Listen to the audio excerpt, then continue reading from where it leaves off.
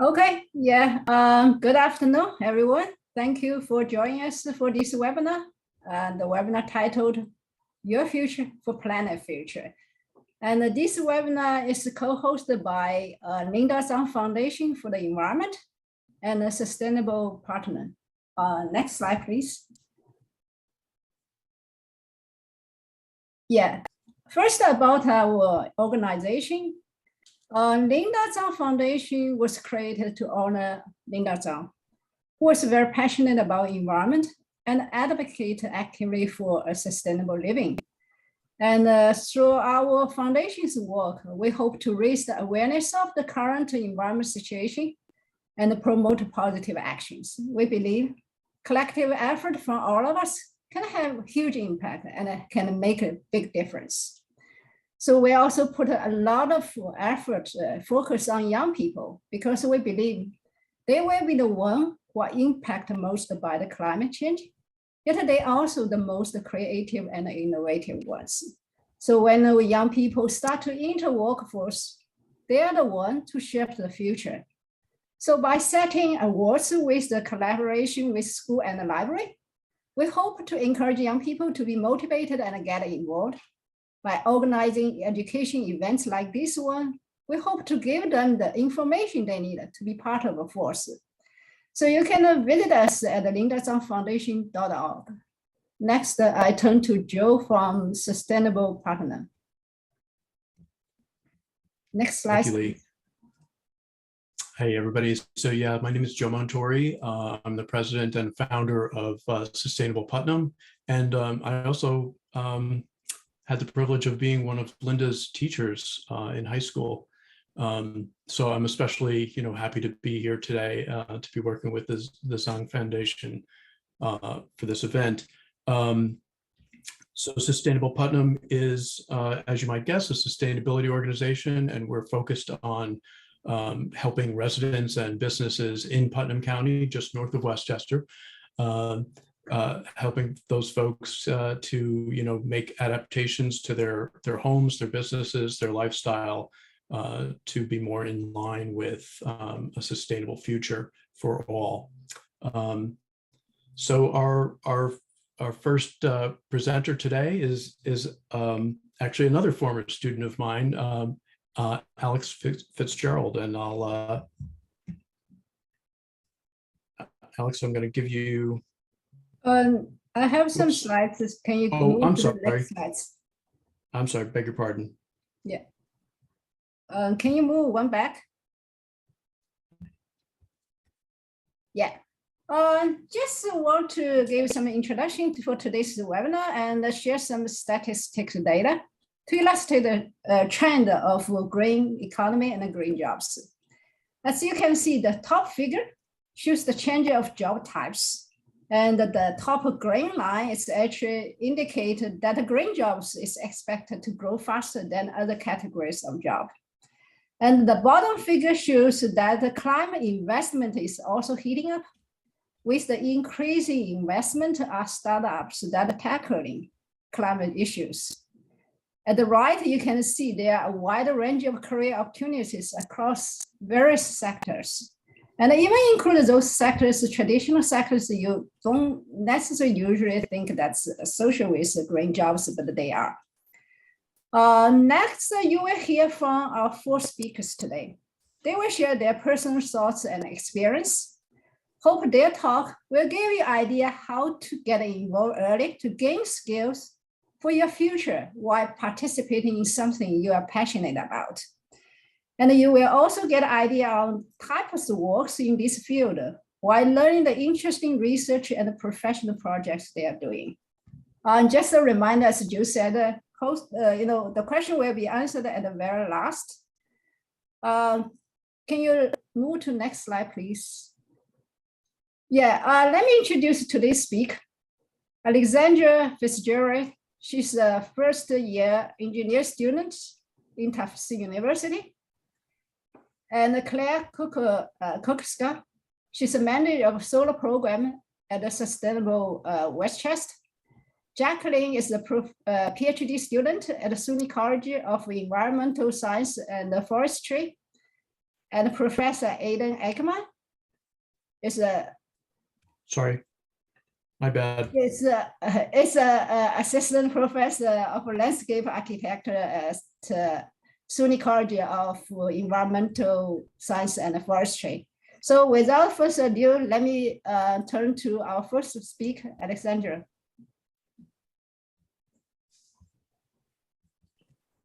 Hi, everyone. Yes. So my name is Alex, and I'm a first year. I just concluded my first year at Tufts University.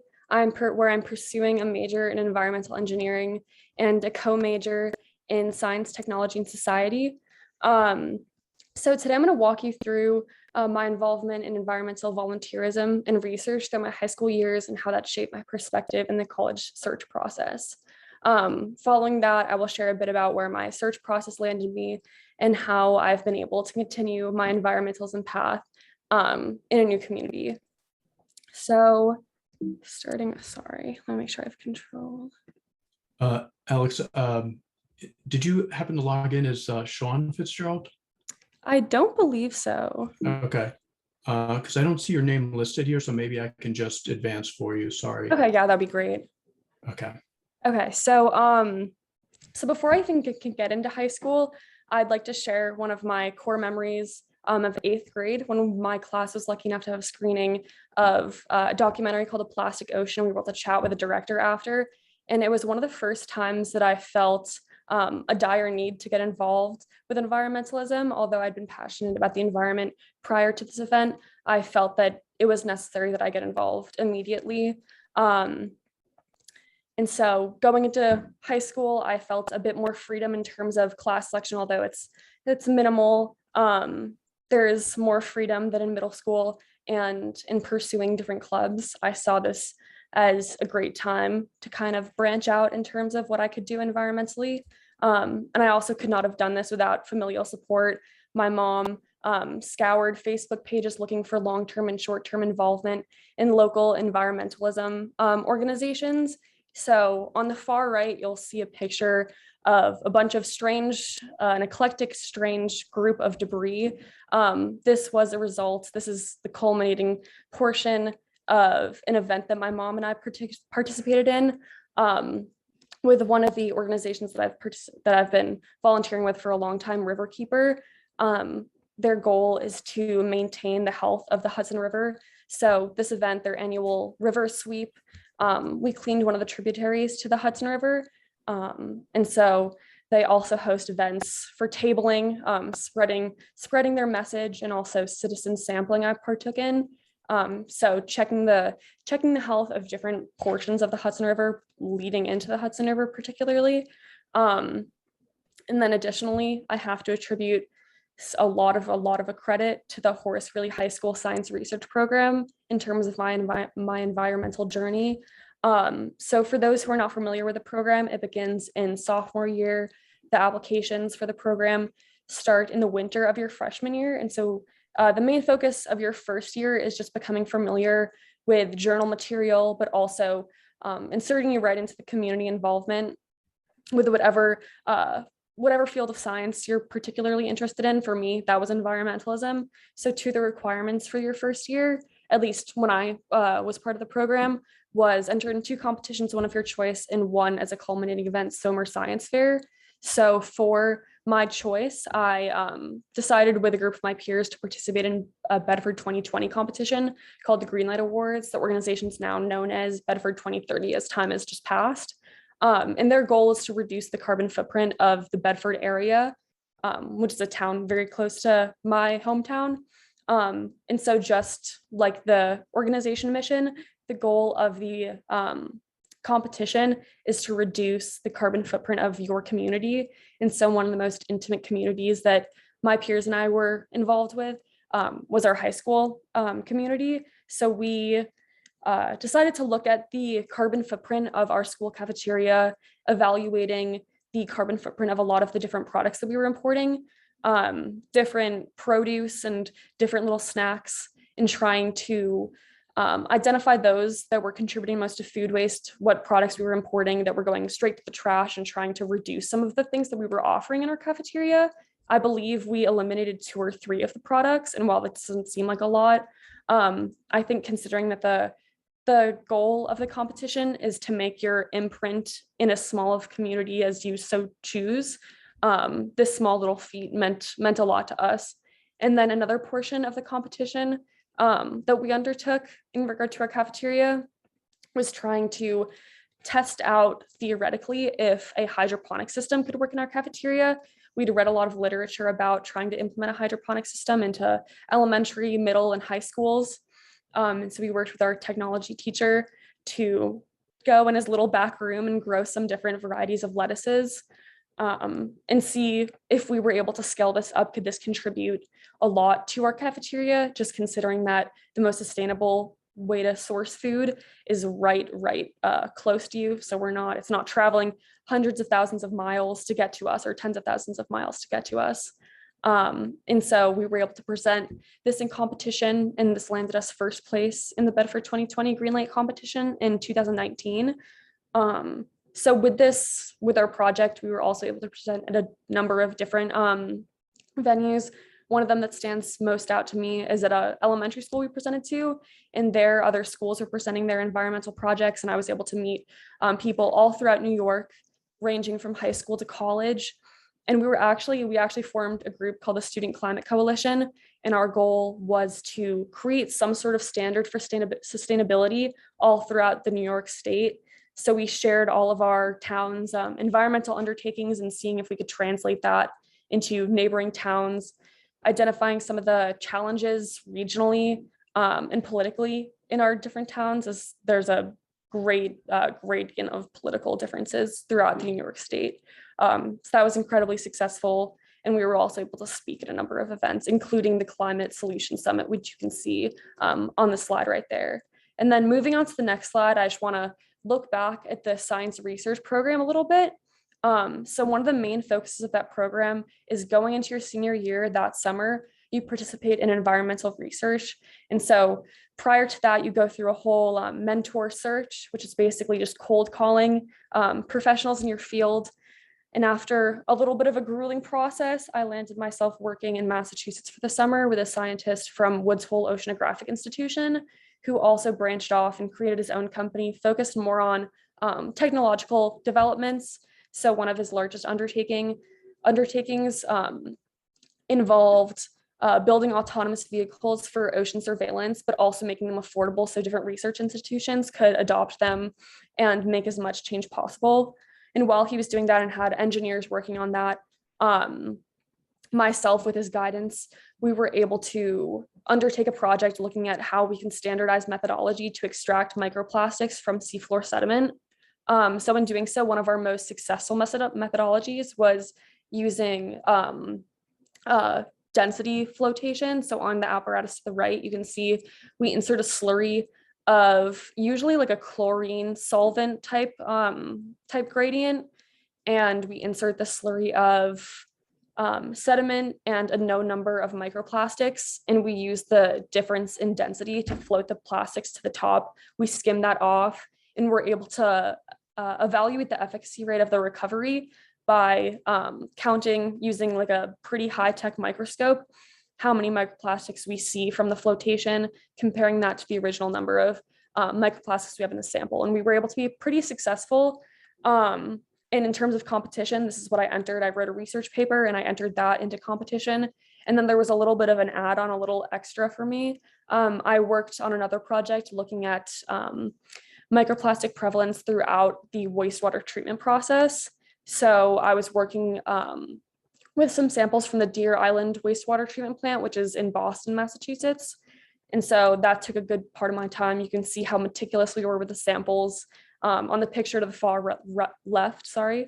And so that was extremely rewarding. And with this research paper that I wrote, I entered in competition, the Science Talent Search that's sponsored by Regeneron. And I was a semi-finalist in, I believe, 2020.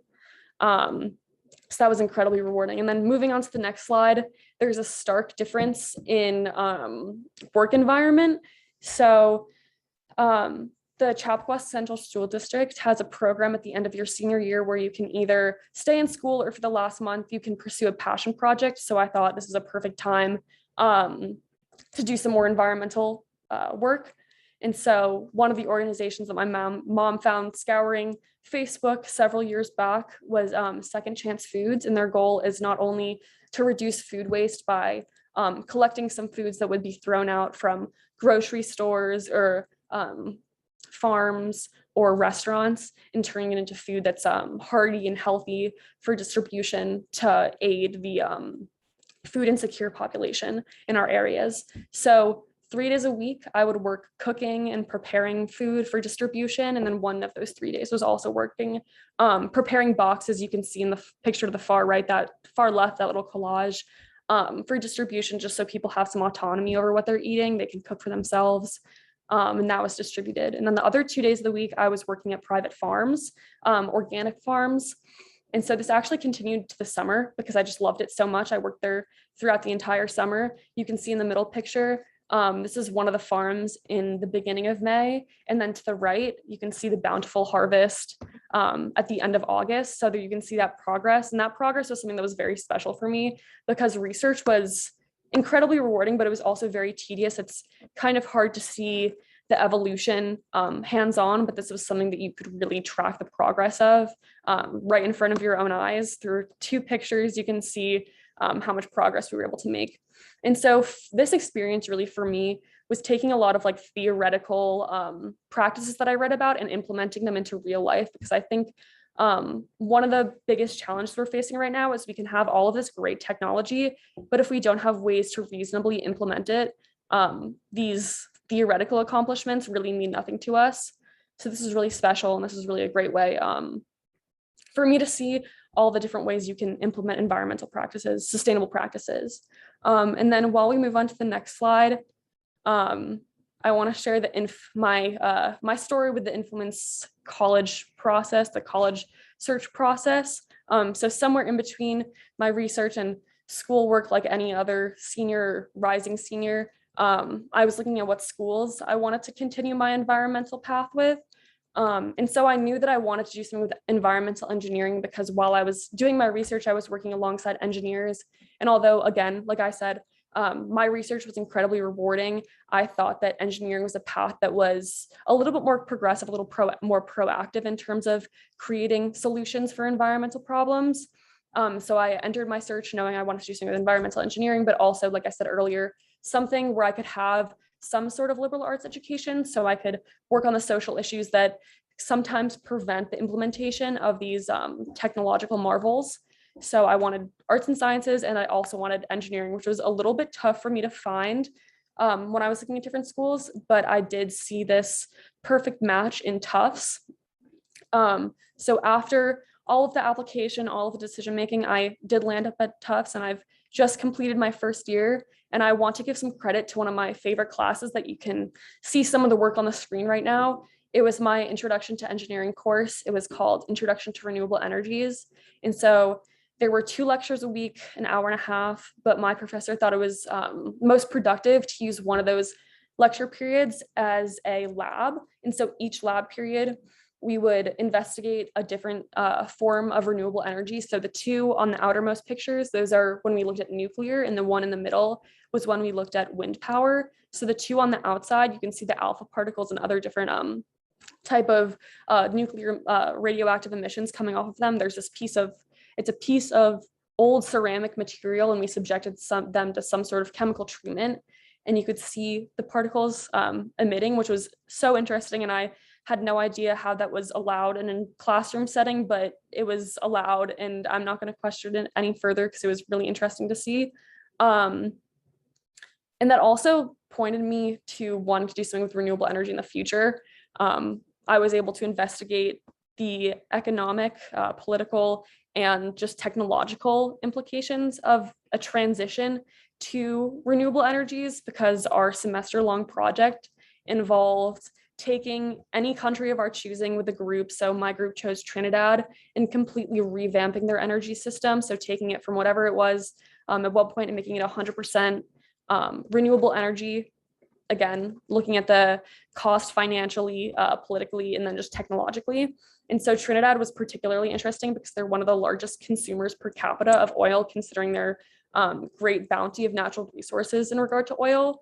So economically and politically, there was a little bit of strife, but it was really interesting to see theoretically. And then just as a culminating message, I would have to say, with just finishing my first year of college and beginning with environmental engineering and seeing how much I've enjoyed it so far, I would just like to say, if you're going into college, you're in college, that to really keep focused on what you find is interesting. I dabbled with chemical engineering after talking to a professor and talking about some of the niche applications of like a technical chemistry training in applications to in terms of applications to renewable energies. And like I said, I dabbled with chemical engineering and I saw it wasn't for me. I didn't think it was a sustainable path to keep my passion alive. So I found myself back to environmental engineering, and I just want to say, find something you're interested in and continue with your work, continue trying to find avenues to pursue that passion. And when you feel detached from your passion, just make sure you come back to what you know is solid ground. Come back to what you know you love. I know I love the environment, so I came right back to environmental engineering because I knew that that was the path for sustained work and sustained love. And I'm very excited for my next semester of classes and for this summer of working. I'm working at the Parks Department in Vermont and being able to spend some time reconnecting with nature and what I love so much. Thank you guys. And I'd love to pass it up to Claire Kokokska.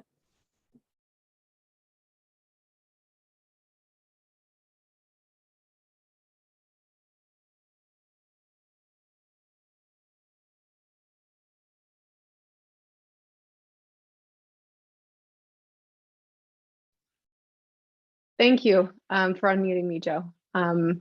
So thank you, Alex, for that great talk and overview of your life. My name is Claire Kokoska, and I manage the solar program at Sustainable Westchester. And I'll get to you a little bit more about what I do and what Sustainable Westchester is in just a minute. But I just wanted to go back in time a little bit for me because I don't really look at sustainability as its own field because it's not really its own field. And a lot of you will have many, many different interests and skill sets. And, whatever that interest or skill set might be, there is a role for you with sustainability as a goal if that's what you choose.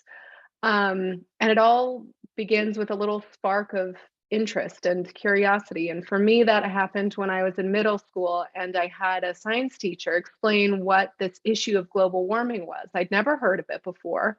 But I went home and I remember telling my dad about this issue, and he says, "Oh, that's just something people say, and it's not really caused by humans." And immediately the next weekend, he took us to a lecture about how global warming isn't real. And so it just made me think, like, what is this issue that seems so critical and so urgent, but that many people don't see as a true issue? And so I kind of set that intense questioning aside while I was going through high school, or it wasn't really aside, but it was more in the background because I didn't really know what to do with that quite yet. So in college, I studied philosophy and I had a concentration in environmental ethics. And again, I knew I was interested in what was going to happen to us in the future, what I could do about it, but I wasn't really sure where that energy was going to go yet. I was still in the exploring phase. And even after college, I worked in downtown Chicago managing commercial properties in the high rises there. And it was only then that I realized, oh, I don't have to, whatever I want to do, I can make sustainability my goal, like I said. So I started this initiative in my work there to work with each of our commercial tenants. Many of them were banks and law firms and tech firms, and working with each of them to make their offices in those high rises greener and more sustainable, even if it was things like law firms that didn't recycle their newspapers, like shipping that off to a local animal shelter for the bedding, things like that. But it made me realize there's so much opportunity out there to match what it is that you're interested in with what can be done in a productive way of furthering sustainability, whatever that might mean, because it's pretty wide open. And after that, I found an opening at this small firm that was working with Sustainable Westchester. And the goal was to help homeowners install lower cost solar panels. And eventually that turned into our community solar program, which is it's a program that allows people to join a local solar farm and get discounts on their energy bills. And the crux of it is that you don't need to be a homeowner, you don't need to spend a lot of money on solar, but you sign up to the program for free and you get a savings from renewable energy, which is fantastic. And it's a program I'm really proud to be a part of in Westchester. But that all goes to show there's so many things that you can do, all of you can do. And right now we're working on figuring out how to integrate energy storage into our program, because our, solar is intermittent like wind power is. It only generates, solar panels and windmills only generate power during certain times of the day or when there's a breeze. So you need to have a way of storing that. And let's see, I'll go to the next slide here. So that's a little bit about me, and I just want to tell you all a little bit about my organization and what we do. I really admire all of my colleagues that work on our different programs, but just to go back full circle, the reason why we're all working on what we're working on is because even in our lifetimes, we've noticed more frequent extreme weather, rising temperatures, summer, winter, whatever time of year. It's hot, especially today. I think it's 90 degrees and there's increased flooding. I've met with homeowners that have lost their homes to flooding in the area, and the air quality is just worse from pollution and other factors. So now just a little bit about Sustainable Westchester. And I tell you about Sustainable Westchester, my organization, not just to tell you about it, but also to give you some ideas for what you can explore for your own career arc, and let you know about some of the opportunities that we make available to young adults. So at Sustainable Westchester, we're a nonprofit and we work with 45 different municipalities in Westchester who are our member municipalities. This includes villages, towns, and cities, and even Westchester County itself. So there's a lot of working with different communities and individuals and types of groups. And we have programs in energy. We have electricity supply program, my program, which is community solar and solar programs. We have programs to electrify buildings, because the more you can electrify buildings by replacing, old boilers or petroleum bulk storage installations from those buildings and put in electric systems, those electric systems can then be run by solar, wind, hydro-powered electricity, which is better than the alternative. We do that for residential buildings and commercial buildings. And we also have a clean transportation program. We have a demand response program, which works to make it so that the electric grid works more efficiently during times when everyone wants to use a lot of electricity, namely those times when it is hot, when people are turning on their televisions, their electric ovens, their various devices. We have a zero waste program and a sustainable landscaping program. So you can see every part of your life there's an aspect of sustainability to it in our programs. And I really encourage all of you to explore what can be done here. Now, I'm excited about the work I do, because with solar, there's a lot of different avenues here. So you can, well, solar and all of our other programs, but I've been able to work on budgeting and financing for our programs. You see me on a roof here on the left. I've been able to do some roof inspections. We have teams we work with teams of workers that actually do the construction, if that's something that you're interested in. There's a lot of engineers that need to take part in it. We have community organizers that we work with, and also municipal officials and people organizing events with us. So there's a lot of involvement on a lot of different fronts. And one of the best ways to get involved as a young adult is with Sustainable Westchester at least, is to become a high school intern with us, or a clean energy intern. Now, the high school internships, of course, are available to high schoolers, and to anyone who's a student that you're either in college or you've graduated from a New York college or you live in New York, you can join the Clean Energy Internship, which is funded in part by NYSERDA, which is basically the energy regulator of New York. It's a really fantastic program, and I'll just spotlight for a moment a clean energy intern that worked with me that I hired only a year ago, and already she has been promoted from this clean energy internship to an associate who works with us on environmental and climate justice issues. And even just last week, she met with myself, a colleague, and one of the people at the state level who is building the statewide climate justice framework that will be published by New York next year. So there's a lot of really interesting opportunities available to people that join these opportunities with us.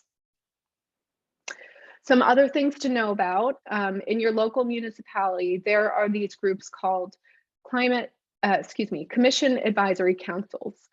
And there's a new rule that if you are above 16, you can join these Commission Advisory Councils. My colleague worked with Alexis Friedman, who joined the City of Rise CAC. And it's a really amazing way for anyone who's 16 or older to get involved at the hyper-local level and make changes in your own community. Some other things you can do is join student government. You can take part in a recycling or cleanup program, or composting program, battery recycling, electronics recycling, a lowered and reduced waste program or initiative or event, taking part in a community garden. A lot of these things are just, wetting your beaks to get some experience and familiarity with these different things. Alex talked about her participation with the Greenlight Award program for Bedford 2030, then Bedford 2020, but I highly recommend taking part in that. Some other organizations you can become involved with are the FCWC, Sunrise Westchester, Groundwork Hudson Valley Green Team, and the Citizens Climate Lobby. I am just about out of time, so I don't want to go into detail on each of these, but feel free to write them down and look them up later. They have amazing work opportunities for high schoolers and college students and recently graduated college students. And with that said, I hope that you will reach out to me. There will be a Q&A that I'll be able to answer questions, but I hope you'll reach out to me, look up Sustainable Westchester, see what work we're doing, and just give yourself some ideas for where you can take your own career in the future. And with that, I want to pass it to my co-presenter, Jack Lynn. Okay.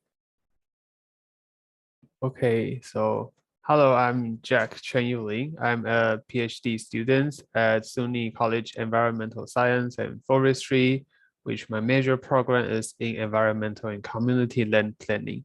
And also my research interest is in technology adoptions of design and planning practice in built environments and smart cities. So I'm going to share experience from academic performance to implementation in practice for environmental dedications, and I will illustrate interactive topics and collaborations within disciplinary professions in environment. Finally, I would also like to briefly discuss learning patterns, but specifically in environment professions, and I hope a potential outcome from these brief sections would be a balance between academic and practical fields, and hope it is helpful to your future trajectory.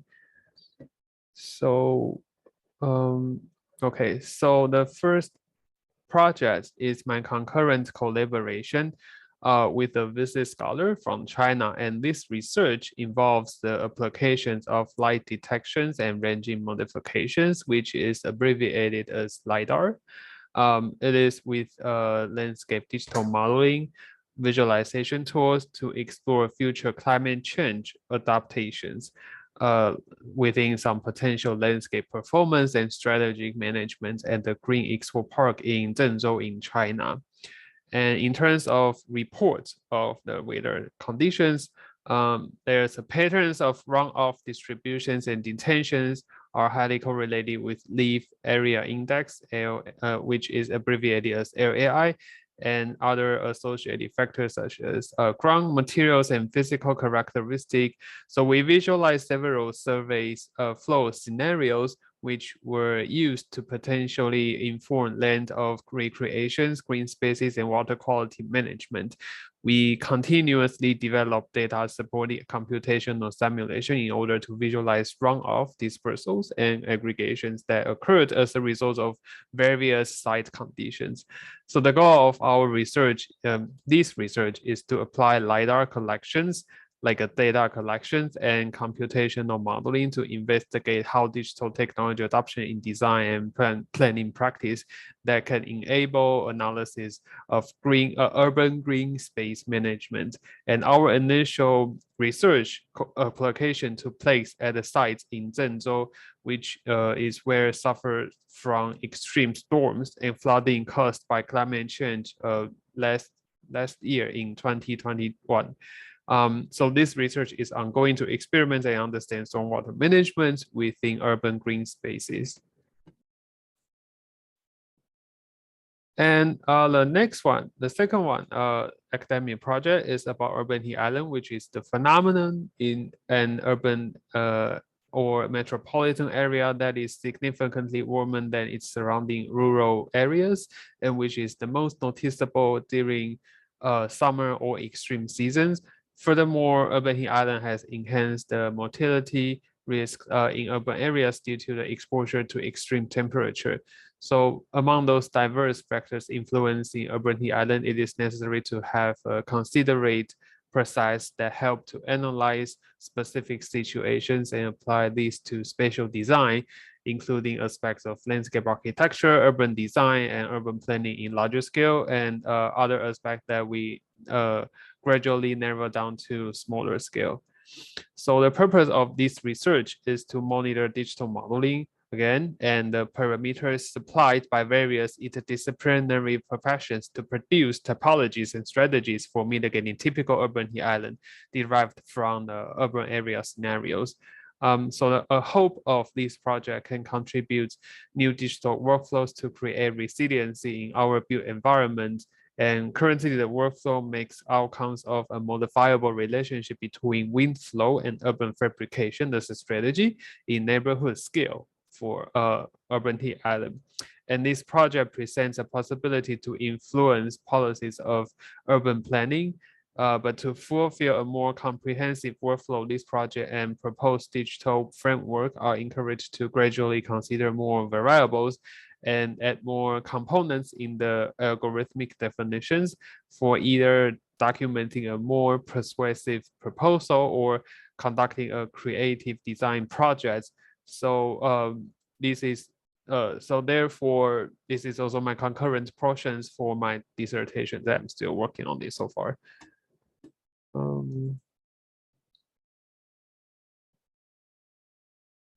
Okay, so besides my previous 2 academic projects, I would also like to share some in practice. So this project is the collaboration with Mozart Short, a famous landscape architect, as well as the faculty at the Graduate School of Design at Harvard University. It is a collaborative proposal for climate change in a larger city scale, and this research was taken on Cambridge in Massachusetts. So climate change, which has gradually exacerbated, is caused by development and globally affecting life quality. And we know that we realize that vulnerable species and human beings will encounter the dilemma of surviving and even mortality. So in order to improve the protective effect of climate change in urban areas, there are 4 aspects in spatial design, urban planning areas included in our proposed goals. So the purpose of this research proposal aims to provide resiliency, adaptation, and mitigation to already urbanized areas via the methodology of afforestation and technology of autonomous vehicle. That is our big goal and the name of the methodology. So firstly, at your left-hand side, it is the assumption of afforestation, and that's the methodology to establish a forest or a stand of trees in an area where was no or without just within little previous tree cover. So many governments and non-governmental organizations directly engage in programs of afforestation to create forests, increase carbon captures and carbon sequestrations, and help to organically improve biodiversity. So we assume designers may have the potential to implement the communication of trees by understanding fungus roots that are tools and ways that trees talk within each other to enhance the to enhance and solidify the densities and diversity of the forest. So within this forest growing in the urban area, it can create the habitats, reduce urban heat islands, the effect and energy use, uptake aquifer with stormwater, and even capture particulate of air pollutions. Despite environmental benefits, afforestation is also potential to bring economic value as well. So there's a method from a Japanese researcher. It's called Miyawaki method, which has pointed out the importance of indigenous plants towards the mitigation of climate change. So finally, there is an innovative concept for afforestation as well. The implementations of afforestation in urban area can be assumed by the introduction of autonomous vehicles due to saving space for plantations because of autonomous vehicles. So there's another aspect that we bring as well. On your right-hand side, we also discuss about material. So in summertime, color of materials should be lighter for reflecting heat. And on the contrary, we assume darker color of materials can absorb more heat from solar radiance, and that is because of the albedo characteristic. So the application was divided into roads, streetscape, empty space, facades, and roofs. And for basic material using, it is recommended to apply them based on solar path, such as using lighter materials at places under more sun exposure or solar panels installed in the pavement. And there's another special pigment called thermochromic pigment, which can be adjusted by the temperature, or other materials can be applied as a strategy to adjust color or according to a different temperature. And additionally, in advanced pavements with the ability of storing energy can be installed on roads as well to both store and share energy to public transportation as a interchanged correlation. So besides materials colorized characteristic, we could also discuss its application in design and planning. So material, we usually use permeable paving currently in landscape architecture that is recommended. So permeable paving is a method of paving vehicles and pedestrian pathways that allows for infiltration fluids. The media used for the base of permeable paving may be porous to allow for fluids to flow through it, or non-porous media that are spaced so that fluids may flow in between the crack may be used. In addition to reducing surface runoff, permeable paving can trap suspended solids, therefore filtering pollutants from stormwater. And the goal is to control stormwater at the source, reduce runoff, and improve water quality by filtering pollutants in theirs. And to continue the considerations by the materials, we also think of water, and water storage and purified will be achieved in terms of property lines and pipe systems. And also within these concepts of rainwater and stormwater management, water can be efficiently stored and purified as flood happening. So it's like a reuse, and we're trying to have some of the inevitable natural disaster be more beneficial in other aspects. So to be fulfilled with the scenario of afforestation, the concepts of rain gardens and buffer is the infrastructure that we want to apply in purifying water while effectuate stormwater management. And at the same time, the ecological system can also be diversified. Okay, so finally, let's talk about the technology aspect and how it can be correlated with the environment. So in this research, autonomous vehicles will aim to be the major transportations in urban area that needs energy charger in urban design. And additionally, autonomous vehicles are supposed to save and reuse energies from other environmental methodology to ameliorate climate change. And in the area that we do the research in Cambridge, Massachusetts, only autonomous vehicles are mostly to be used, assumed to be used, and spaces are mainly designed for autonomous vehicles. Highway going through the area will contain solar panels on the pavement, while on other roads, the material can use the ideas of thermochromic materials on general pavement and solar panels on crossroads. So those are the 4 aspects, and with all assumption as proposed environmental strategy, we were then applying them into design planning projects. So we lay out and visualize the plan views, which we calculate and dimension space saved from autonomous vehicles for afforestation, rain garden, and buffer for more biodiversity.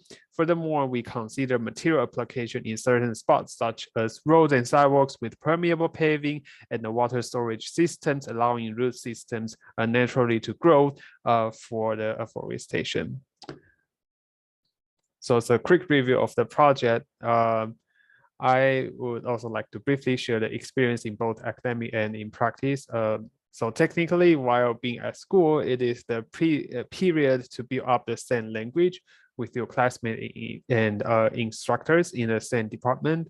And if you have the chance to select elective classes, it is which you start the practice of using your specific profession language to coordinate and collaborate with relevant professions. Like, for instance, myself as a landscape student, I was in the teamwork assignments with other students from different departments, and there was some misunderstanding generated, which we all cherish the opportunity still, because we can adjust our workflow to be focusing more on our familiar subjects while simultaneously keeps the flexibility of a seamless transition to our group. So in environment profession, we have diverse focus topics that we need to learn how to use our familiar language to connect with relevant professions. And when it comes to the practice, we broaden our audience to the public. So this is when we need to work with relevant profession more on generating chemistry and tacit agreement. Thus, we have practice in academics would be really helpful to efficiently collaborate with the team in practice. And as a whole, collaborations among professions, we will be more confident to deliver proposals and strategies for the huge public. with a more solid direction and holistic concept. So the significant thing that I always keep in mind is to appropriately use my professional language to for the communications, and at the same time gradually understand relevant professions language for a more efficient collaboration. And it is all because we need to work as a team for our environment, which is a huge work that won't be regarded as a simple and independent task. And I will encourage you to keep your passion, since there are so many aspects that you can dive into environment and sustainable involvement. So this is the end of my section, and thank you for your attention. I'm going to give the time back to the host and our last speaker.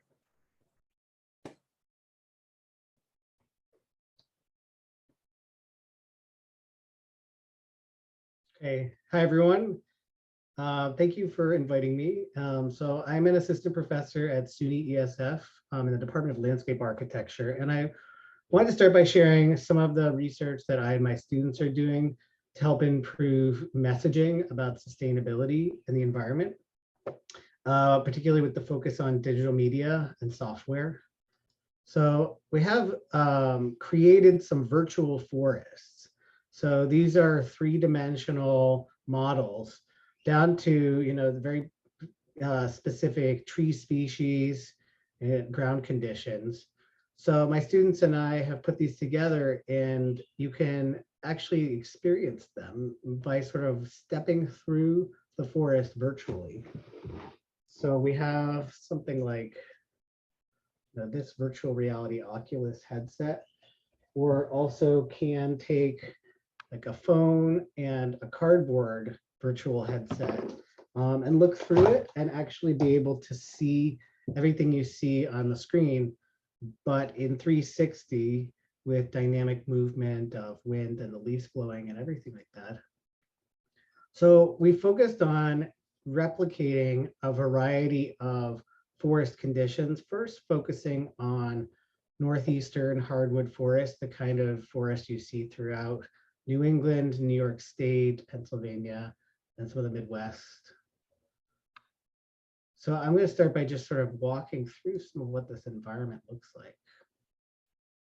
And we focus on getting the forest composition or the landscape composition pretty perfect in the digital model, but also wanting to capture the atmosphere and character of the forest. This is important for communication and messaging, which I'll talk about in a second. So I include this picture even to show how in virtual reality, when you look down at the ground, we want people to recognize this place and this setting, not as a generic landscape, but as a highly specific one that they recognize and can connect to.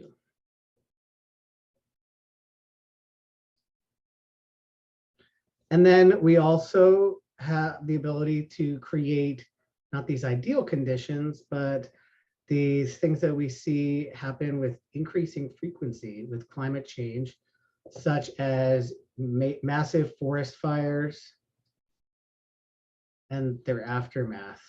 And this is much more something that is outside of the Northeast, but that we see happening a lot more commonly in the western parts of the country.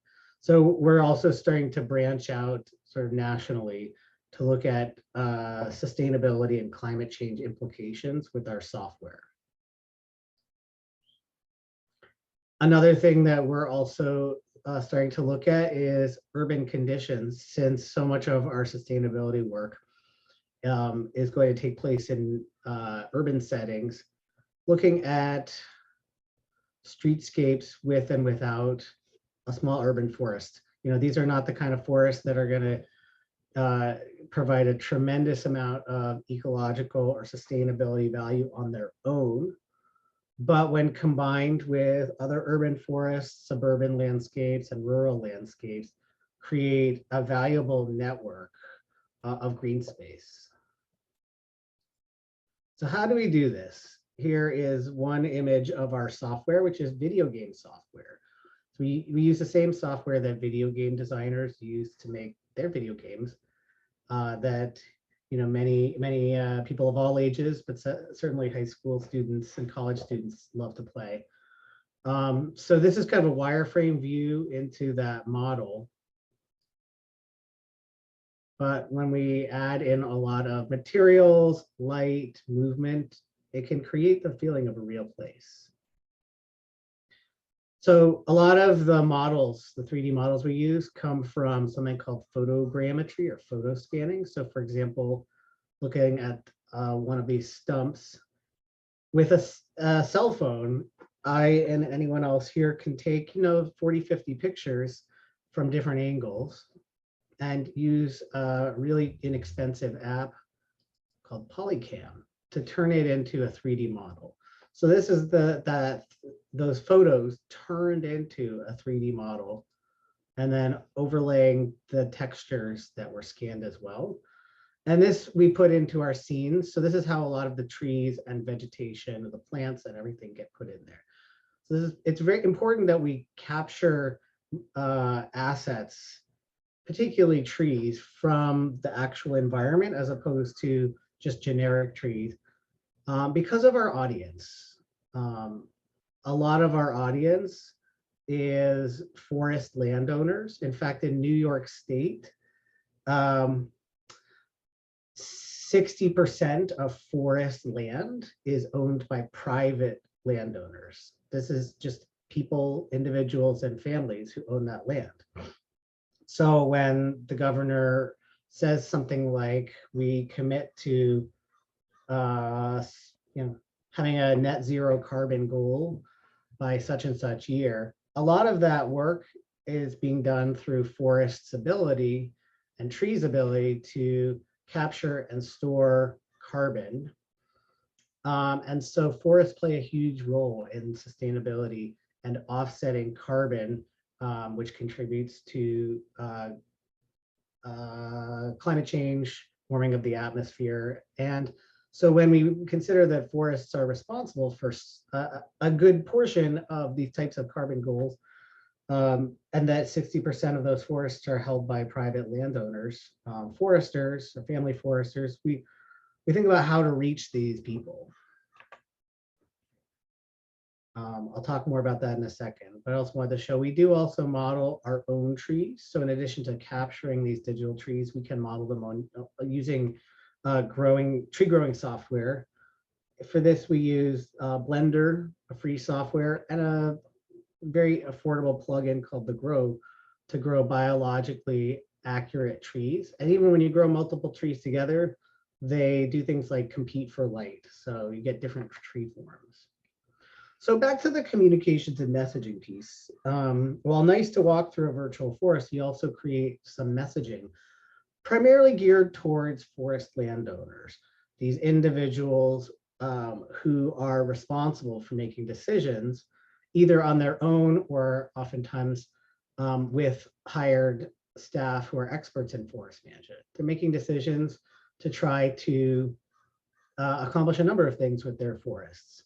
In some cases, they're trying to use them for wood products harvesting, an important ecosystem service on its own, and especially when we look to things like mass timber skyscraper building in place of concrete and steel and metal.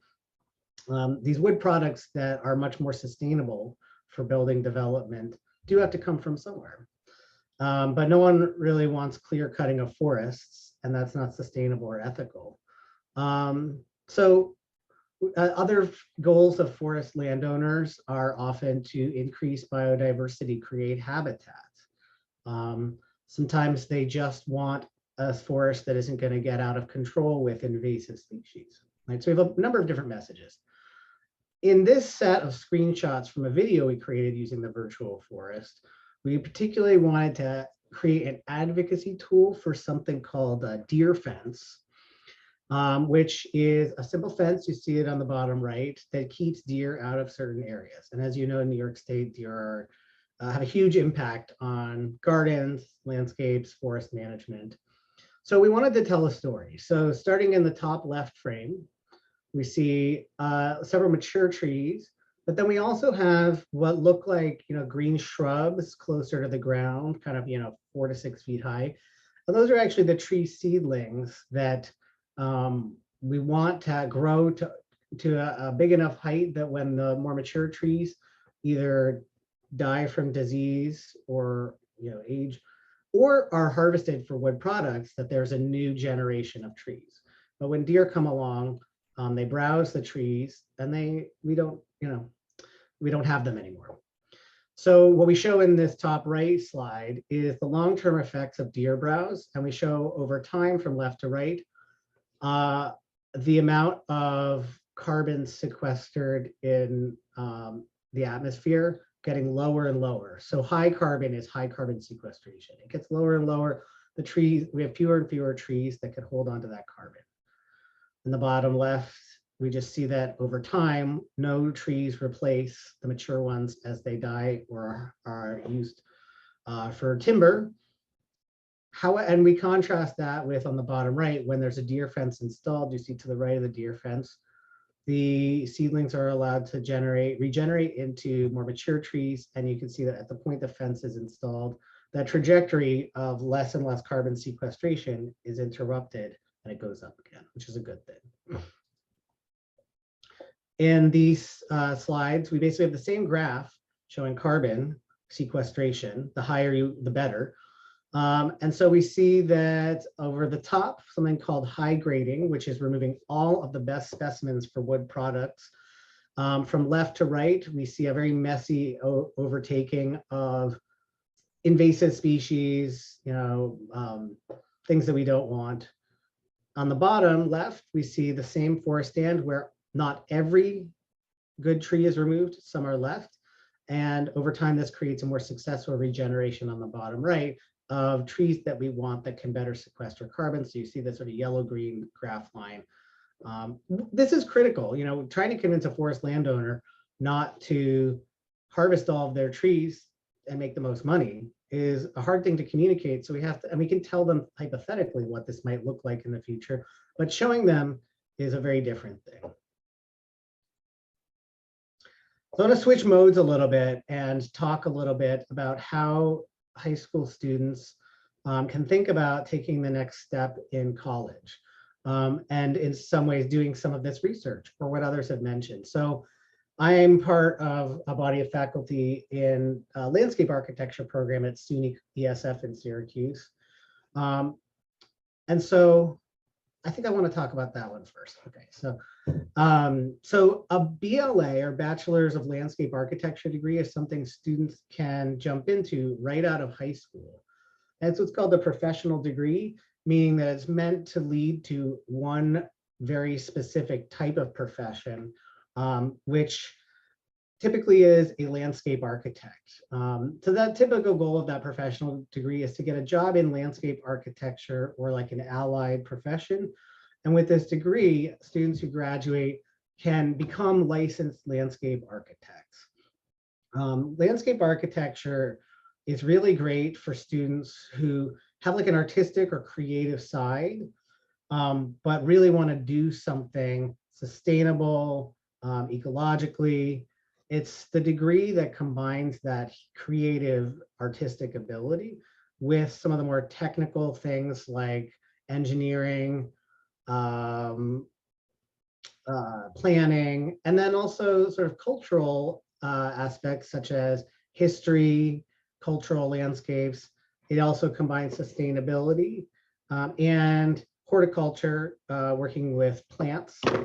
But it's not what a lot of times people think it is going out and like sort of installing landscapes or digging in the dirt. And it's typically not that. It looks much more like what we think of architects, working in a firm, drafting, drawing, sketching, going out on site. And so a BLA degree, which you can get in 4 or 5 years, leads to jobs such as working in a private design firm or working for a town, city, county, state, or even a federal office doing landscape planning, owning your own design firm. Many people do that. You can work for the National Park Service. They employ lots of landscape architects, working for nonprofit organizations to improve things like walking and bike transportation, many other things too, water quality, stewardship, habitat, and many other things. And in any state of the United States, there's like 1, 2, or 3 colleges with a landscape architecture program of the professional degree, the BLA program. And it's not at every college. So it's certainly not for everyone. So the other type of degree I wanted to talk about was getting a Bachelor of Science in Environmental Studies.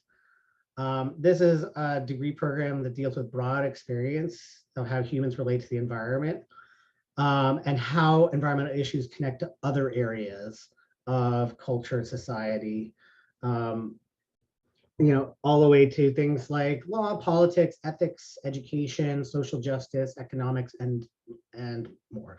There are over 500 colleges and universities in the United States with a degree in environmental studies. So unlike a Bachelor of Landscape Architecture, where students typically need to sort of go to a school with that particular degree, oftentimes going in with an undeclared major at many colleges and universities, students can then find their way to an environmental studies major. It's much more common. It's not necessarily something that students have to decide before they go to the college.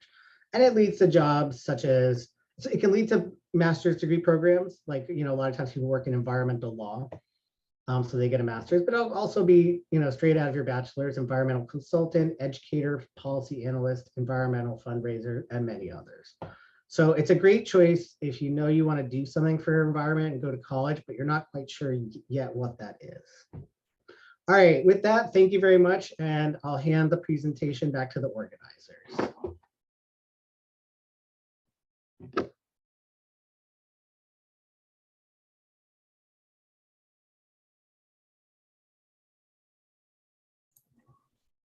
Yeah, hello everyone. I think we're in the Q&A session.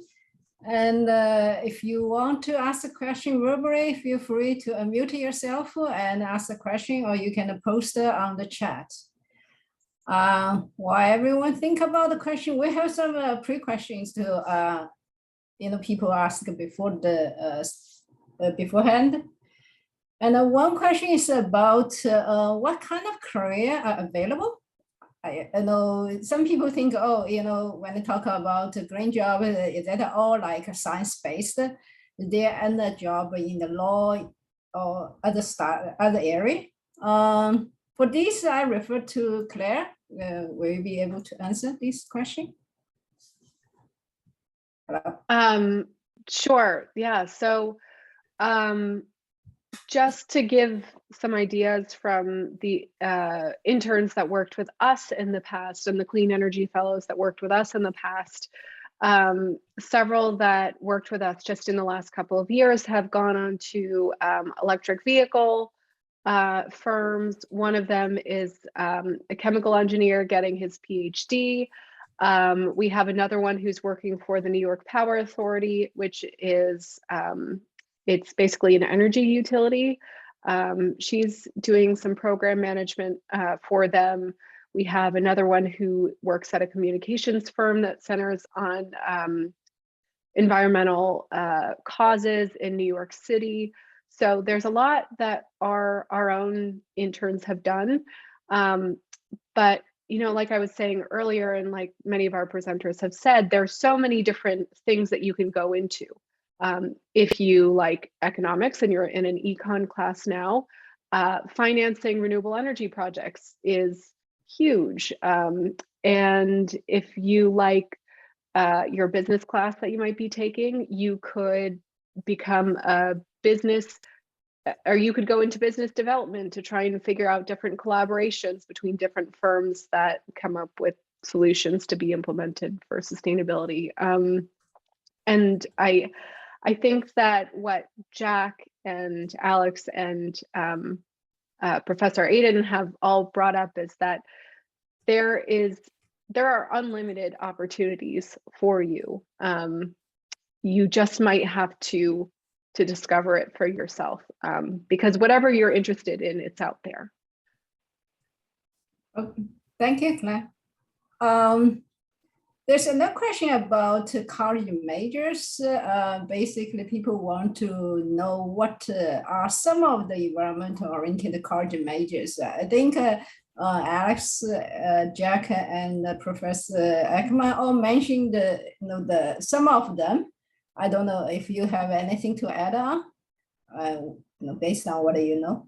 Maybe Alex, you can go first. You're probably looking more about the college majors. Did some research on that?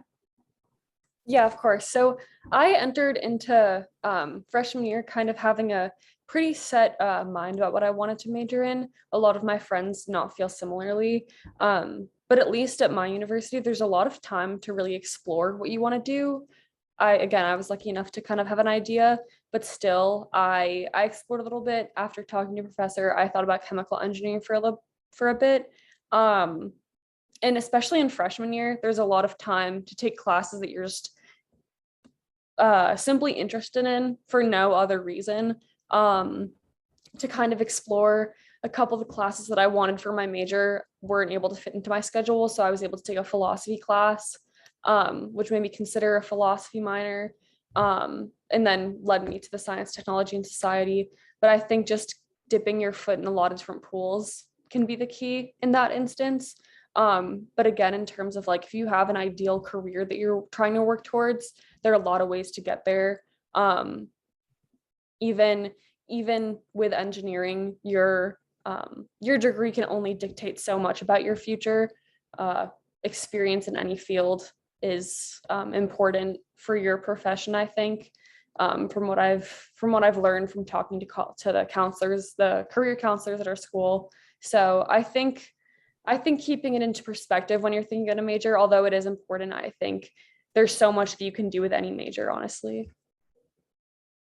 Yeah, thank you, Alex. I don't know, Jack and Professor Ekman, do you want to add anything? Yeah, I think I will agree with Alex has mentioned. Like when I was in the college, I also trying to broaden my interest, especially using my elective courses chances that I trying to select some of environmental option classes that still in my interest but not in my major. That is not only because I want to broaden my knowledge, but also trying to trying to have my language in environment more diverse, that I can still communicate with all professions, or I mean like relevant or all professions in environments, because it's a really huge work for the environment, and there are just so many aspects that we need to collaborate. So I will say, like, as you like, if there is something that you are so unsure, there are a lot of major like environmental studies or environmental science, as Professor Eden Ackerman mentioned, that you can dive in at first, and then gradually you will, I believe you will find an interest that you can you will know as you follow with a mandatory courses and elective courses. And I think there's still the chance that you can focus more on the specific interest later on in environments. If you are interested in environmental policies or engineering, that all the professor instructors will be the mentor to help you to guide toward your trajectory in the college. Yeah, I would also add, I'll mention a few other majors that might come to mind. So where environmental studies is very broad and can be even things like storytelling or environmental interpretation, which is things like signage, educational materials, verbal education about the environment. It can be very broad. There's also environmental science, which is more, it's interdisciplinary, but more focused on things like physics, biology, geography, chemistry, towards solving environmental problems. We even have at ESF, just another example, a construction management discipline that can go all the way up to getting a PhD in construction management with a sustainable approach. So sustainable construction management. Mm-hmm. So it doesn't have to be about the natural setting, and it could be about building materials. And we have lots of professors and students working to figure out more sustainable ways of creating and using building materials or making buildings themselves more sustainable. Over across the way at Syracuse University, they have a food studies program, and food studies is another great way to get into sustainability for the environment, particularly thinking about local agriculture and ways that traditional agriculture is very unsustainable, terrible for the environment. So looking at much more sustainable ways of farming. I really do think, I think Claire said it, that there's pretty much anything you could think of can have an aspect to it that is environmentally focused. So I would also encourage students to think outside of traditional, like sort of environmental disciplines where we picture somebody out in nature or in the forest. It doesn't have to be limited to that. Yeah, that's a very good point. Yeah, go ahead. I just wanted to add on to that. And I know for me, when I was trying to figure out my ultimate path, it's a little overwhelming because there are so many options out there, and a lot of it could just be finding yourself in a role that's not strictly sustainability, but you make it have its own focus on sustainability. But so that leaves a lot of choice up to you, and that can be kind of intimidating when there is so much choice. But what I would really focus on for each one of you is just thinking about, what are your strengths? What are you drawn to? What are some weak points that you are motivated to work on? And what are some things that you don't feel so motivated to work on?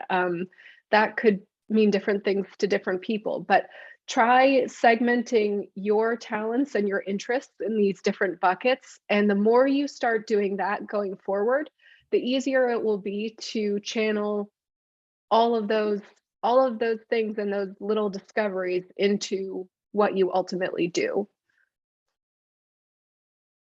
Yeah, it's a very good point. A lot depends on yourself, and also I think just like what Professor Agman said, it's not limited to the so-called green area. Actually, a lot of traditional sector, they also need the green skills, and you can certainly do a lot of things there. So don't limit yourself to just several types. There are wide variety of work you can do.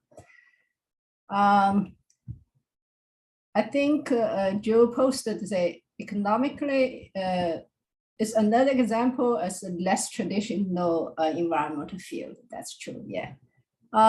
I think we can open the floor to audience. If you want to ask a question, please unmute and you can speak. I don't know if anyone want to have some question, or if we are doing such a good job, all the questions already answered. I have a question for Claire. You mentioned the clean energy internship program. So if a student or graduate wants to participate in that, can it be any major then, or does it have to be related? Yeah, it can be any major at all. Okay. You just have to be a permanent resident of New York State or a student at a New York State university, because that's the funding is New York based. So it doesn't matter what you study, just as long as you are in those categories. And you can even be a fresh graduate too, and that's fine. So if anyone is interested in that opportunity, I would email, I'll put this in the chat too, but info@sustainablewestchester.org, and we can give you a little bit more information about that. So let me drop that in now. Thank you. Mm-hmm.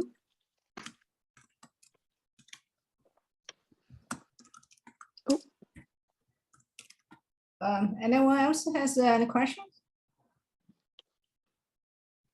Okay, thank you for Claire for sharing the emails.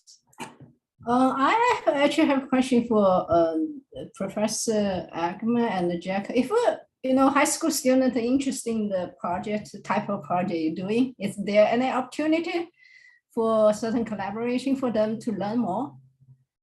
And what's the best way for them to learn more about the project? How they want to get involved? We have a number of programs that are aimed at involving high school students, ESF in the high schools, which is more local, but we also have some statewide programs. So, I mean, first of all, they're always welcome to just get directly in touch. So I'll put my email in here. Well, let me look up our office. Yeah, so I think that where they probably want to get in contact with is what's called our Open Academy. And they have a webpage, and that is the area of ESF that deals with anything that's different from like sort of the traditional in-classroom bachelor's or master's or PhD studies. So it encompasses all these different things. So that would be just looking up ESF Open Academy, and I'll see if I can find a link for that and paste it in. Okay, that's great. Yeah, I think it will be very helpful for students when they it gets interested in this. They want to get involved. Yeah. Anyone have any more questions? I saw some new message. That's the link. So we will summarize those links and post it in web page or share with every audience. Oh, sorry, I just add my contact method as well, because I work really closely to Professor Ackerman. So you can both contact either me or Professor Ackerman for further information. Yeah, thank you. Anyone, any audience has any more questions?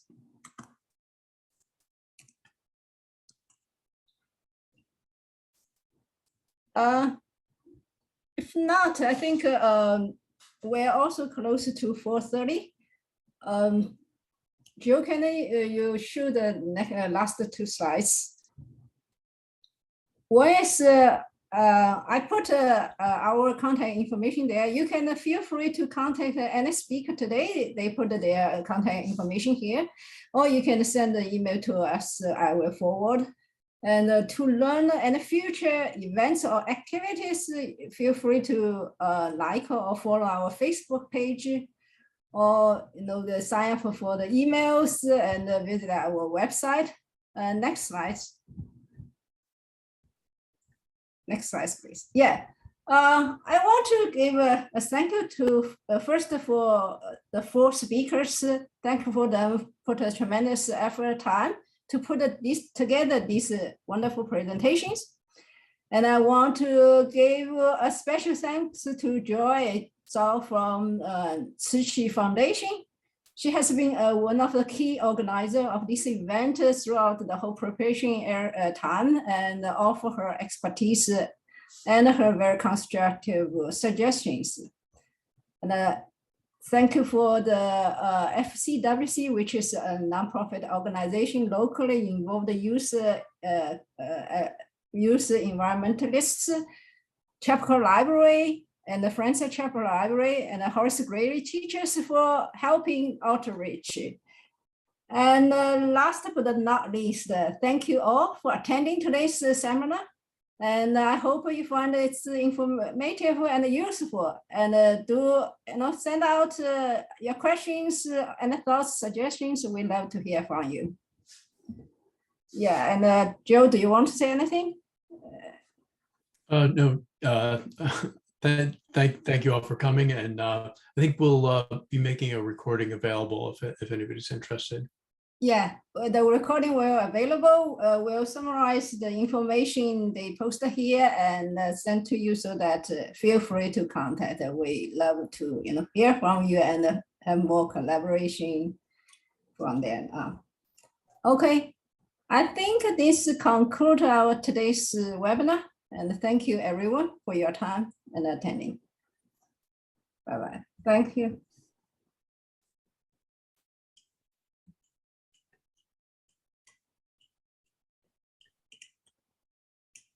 Let me put it, I hope I write down all the information here.